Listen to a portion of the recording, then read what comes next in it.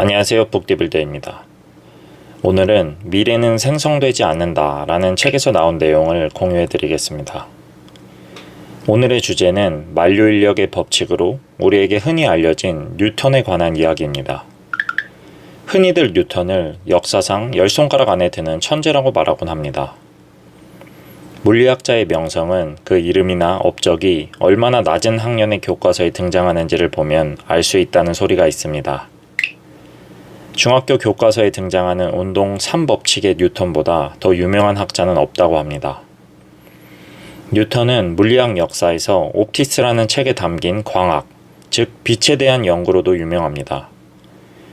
옵틱스에서 제일 유명한 실험이 바로 뉴턴의 무지개 실험입니다. 뉴턴은 밀폐되어 어두운 상자 한쪽 벽에 동그란 구멍을 내고 이를 통해 들어온 빛이 프리즘을 통과해 반대편 벽에 만드는 무늬를 관찰하곤 했습니다. 들어올 때는 하얗던 빛이 벽에서 7가지 색으로 나뉘는 것을 발견한 뉴턴은 그것들이 빛을 이루는 기본이라는 아이디어를 얻었다고 합니다. 뉴턴이 이 발견을 하던 당시 물리학계에서는 빛이라는 것이 물결과 같은 파동인지 아니면 먼지와 같은 입자인지 하는 논쟁이 한창이었다고 합니다. 뉴턴은 이 7가지 기본색을 빛은 알갱이라는 자신의 신념을 뒷받침하는 증거로 받아들였고 드디어 자신이 빛이라는 자연물의 본질을 이해해냈다고 믿었습니다. 이렇게 자신의 알갱이론에 척척 들어맞는 듯한 실험을 하고 나자 천하의 뉴턴도 느슨해지기 시작했습니다. 뉴턴은 흰 빛을 여러 가지 색으로 나눌 수 있다는 큰 발견을 하고 나서도 색 자체에 대한 더 깊은 연구를 하지 않았습니다. 물론 뉴턴은 색을 적당히 섞으면 다른 색을 만들 수 있다는 주장까지는 하였으나 어떤 색을 어떻게 섞어야 하는지에 대해서는 제대로 설명하지 않은 채 색은 그저 자연을 이해하는 데 별로 상관없는 사소한 호기심의 대상이라고 말하며 더 이상 시간을 쓰지 않겠다고 말합니다. 내 이론이 또 한 번 맞았다는 자신감이 그의 눈을 가린 것인지 아니면 그 자신감이 준 마음의 평화를 깨고 싶지 않아 일부러 눈을 감아버린 것인지는 아무도 모릅니다. 이런 문제점들에도 불구하고 뉴턴의 이름값 때문에 지금도 물리학 교과서에서는 고전 광학을 이야기할 때 뉴턴의 옵틱스만을 다루는 경우가 많습니다. 하지만 물리학 바깥 영역에서는 실제로 색을 이해하거나 사용하는데 옵틱스보다 더 중요한 기여를 한 것으로 평가받는 색채론이라는 책이 있습니다. 흥미롭게도 이 책의 저자는 바로 파우스트를 쓴 작가이자 철학자로 유명한 요한 볼프강 괴테입니다. 대문호이지만 과학자는 아니었던 괴테가 뉴턴과 비견될 정도의 업적을 우리에게 남겼습니다. 도대체 어떻게 된 이야기일까요? 괴테는 한때 뉴턴의 옵틱스에 매료되어 뉴턴을 따라 빛과 프리즘으로 여러 실험을 직접 수행했다고 합니다. 언제나 7가지 빛깔이 나타난다는 뉴턴의 주장과는 달리 프리즘으로부터 상이 맺히는 반대쪽 벽까지의 거리에 따라 뉴턴의 띠와 사뭇 다른 상들이 맺힐 수 있음을 괴테는 알아내고 말았습니다.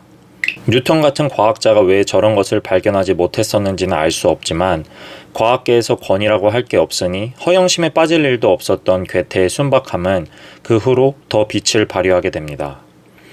괴테는 순수한 호기심을 바탕으로 프리즘에 들어오는 빛의 모양, 프리즘과 벽 사이의 거리를 바꿔가면서 벽에 어떤 상이 맺히는지 끈질기게 실험하여 기록한 끝에 뉴턴의 무지개는 아주 특별한 조건에서만 성립하는 것이며 흰 빛이 7가지 색으로 이루어져 있다고 할 수는 없음을 증명해내고 맙니다.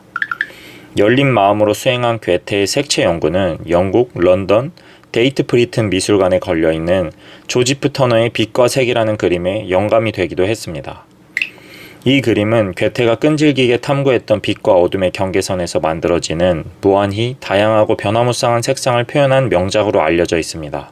반면 색을 예술로서 감각을 자극하는 자연의 신비로서 이해하고 또 창조해내고 싶어하던 다른 사람들의 욕망을 중요하지 않은 사소한 호기심 정도로 치부하며 자신의 이론에 맞추기 위해 불변의 기본색이 있다는 잘못된 근거를 토대로 만들었던 뉴턴의 색상고리 이론은 지금 어느 누구에게도 영감을 주지 못하는 쓸모없는 물건으로 여겨지고 있습니다. 이 책에서는 과학과 문화의 접점에 대한 이야기가 많이 나옵니다. 우리가 누리고 있는 과학적 산물들은 어디서 온 것일까요?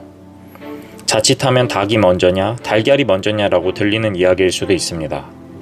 하지만 과학은 결국 인간의 욕망에서 나온 학문에 불과하다고 저자는 이야기합니다. 20세기의 과학자들은 결국 괴테의 실험을 과학으로 인정하지 않았다고 합니다.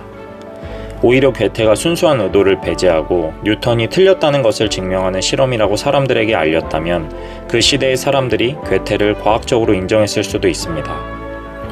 하지만 실제로 괴테의 실험에 순수함에서 나온 인간의 욕망이 배제되었다면 다양한 색으로 인간에게 영감을 주었던 새로운 색상을 만들어내는 방법은 우리의 역사에 남지 않았을 것입니다.